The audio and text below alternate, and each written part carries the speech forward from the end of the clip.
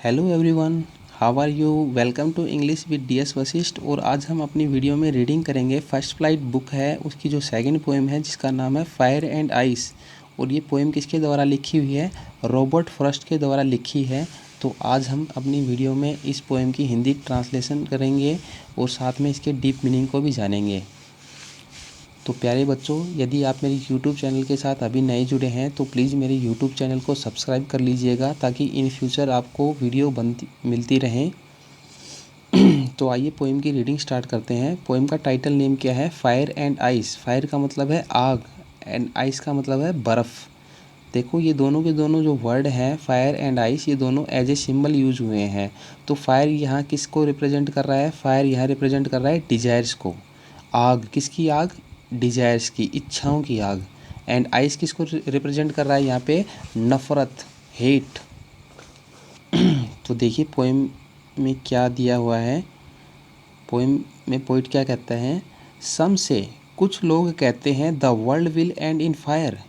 ये दुनिया किस चीज़ से ख़त्म हो जाएगी? आग से ख़त्म हो जाएगी। ठीक है, आग मीन्स इच्छाओं की आग से। क्यों कहते हैं ये लोग ऐसा? क्योंकि बाइबल ऐसा बोलती है। बाइबल में क्या लिखा हुआ है कि ये दुनिया आग में जलने से ख़त्म हो जाएगी। और ये लोग क्या हैं? ये बाइबल को मानते हैं, इसलिए इनके व्यू क्या हैं दुनिया के एंड के बारे में? इन लोगों के व्यू ये हैं कि दुनिया आग में जलने से ख़त्म हो जाएगी, मतलब इच्छाओं की आग में जल के ख़त्म हो जाएगी। देखिए नेक्स्ट लाइन में क्या है? सम से इन आइस। लेकिन इसके विपरीत कुछ लोग क्या कहते हैं कि ये दुनिया आग से नहीं, ये दुनिया बर्फ़ में जमने से ख़त्म हो जाएगी। ऐसा क्यों मानते हैं ये लोग? क्योंकि विज्ञान ऐसा बोलती है। वैज्ञानिकों का क्या मानना है? वैज्ञानिक ये कहते हैं कि इस दुनिया में इतनी हेट है। ठीक है, आइस हेट को रिप्रेजेंट कर रही है ना। तो इस दुनिया में इतनी हेट है कि लोग न्यूक्लियर वार स्टार्ट कर देंगे और न्यूक्लियर वार के कारण इस ग्रह की हर चीज़ जम जाएगी। इस ग्रह का टेम्परेचर इतना डाउन हो जाएगा कि हर चीज़ जम जाएगी और नष्ट हो जाएगी, ख़त्म हो जाएगी। तो दुनिया किस चीज़ से ख़त्म होगी? आइस से।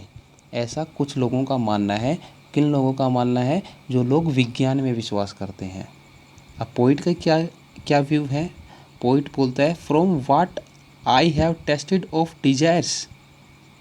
भाई पोइट का ये मानना है कि इच्छाओं का जो मैंने अनुभव किया है ना, भाई डिजायर्स की आग जो मैंने इस दुनिया में देखी है, ठीक है, इस डिजायर के बुरे परिणामों का जो मैंने अनुभव किया है ना, तो उसके आधार पे मैं क्या मानता हूँ? I hold with those.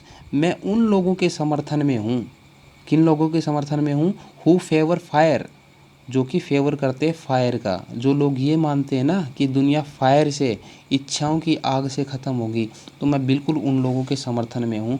क्यों? क्योंकि मैंने एक्सपीरियंस किया है यहाँ पे कि डिजायर्स के क्या क्या बुरे परिणाम हैं। ठीक है, इच्छाओं में इतनी आग होती है कि इच्छाओं की आग के वशीभूत होके व्यक्ति कोई भी खतरनाक कदम उठाने के लिए तैयार हो जाता है, किसी को भी मारने के लिए तैयार हो जाता है। तो इच्छाओं की आग इस दुनिया के विनाश का एक सही कारण है।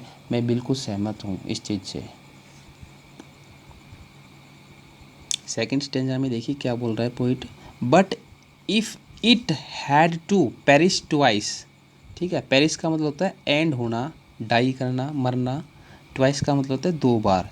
लेकिन अगर इस दुनिया को दो बार ख़त्म होना हो, देखो यहाँ पे इट यहाँ इट किसके लिए यूज हुआ है? इस दुनिया के लिए। ठीक है, अगर इस दुनिया को दो बार ख़त्म होना हो ना, मीन्स अगर इस दुनिया को एक मौका और मिले ख़त्म होने का, I think I know enough of hate. तो मैं ये सोचता हूँ कि मैं इस दुनिया में जो हेट है ना उससे बिल्कुल अवगत हूँ। मैं जानता हूँ इस दुनिया में जो हेट है वो, भाई हेट से क्या क्या बुरे परिणाम निकलते हैं, मैं बिल्कुल परिचित हूँ उन चीज़ों से। टू से दैट, ठीक है, ये कहने के लिए, फॉर डिस्ट्रक्शन, विनाश के लिए, आइस इज आल्सो ग्रेट, कि बर्फ़ भी एक शक्तिशाली हथियार है, बर्फ़ भी ग्रेट है। ठीक है, क्योंकि आइस ग्रेट क्यों है? क्योंकि लोग न्यूक्लियर वार स्टार्ट करेंगे और न्यूक्लियर वार होने से इस ग्रह की हर चीज़ जम जाएगी और ख़त्म हो जाएगी। तो इसलिए मैं इस दुनिया में जो हेट है उसको जानता हूँ भाई। अब लोग नफ़रत करते हैं तो सीधी सी बात है, लड़ाई झगड़े तो होने हैं, तो नफ़रत इतनी बढ़ जाएगी ना कि लोग न्यूक्लियर वार तक पहुंच जाएंगे। और न्यूक्लियर वार जिस दिन हो गया ना इस दुनिया में, उस दिन इस धरती का टेम्परेचर इतना डाउन हो जाएगा कि हर चीज़ जम जाएगी और ख़त्म हो जाएगी। तो इसलिए मैं ये भी मानता हूँ कि बर्फ़ भी एक शक्तिशाली हथियार है इस दुनिया को ख़त्म करने के लिए।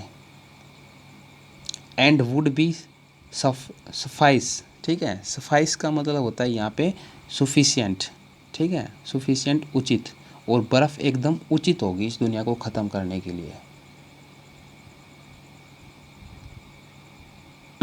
तो काफ़ी अच्छी पोएम है, काफ़ी डीप मीनिंग है, ठीक है। वैज्ञानिकों के व्यू और बाइबल के जो व्यू हैं वो इस पोएम में दिखाए गए हैं इस दुनिया के एंड के बारे में, कि वो दोनों के दोनों क्या सोचते हैं। तो उम्मीद करूँगा कि आपको पोएम समझ में आ गई होगी। इसके वर्ड मीनिंग्स एक बार आप देख लेना, और अगर आपको कोई प्रॉब्लम है या फिर आप कोई सुझाव देना चाहते हैं तो कमेंट सेक्शन में आप बता सकते हैं मेरे को। मेरे चैनल को सब्सक्राइब कर लीजिएगा ताकि मैं आप लोगों के लिए ऐसे ही वीडियो बनाता रहूं और आप लोगों की हेल्प करता रहूं। तो thank you, have a great day. मिलते हैं जल्दी ही एक नई टॉपिक के साथ में।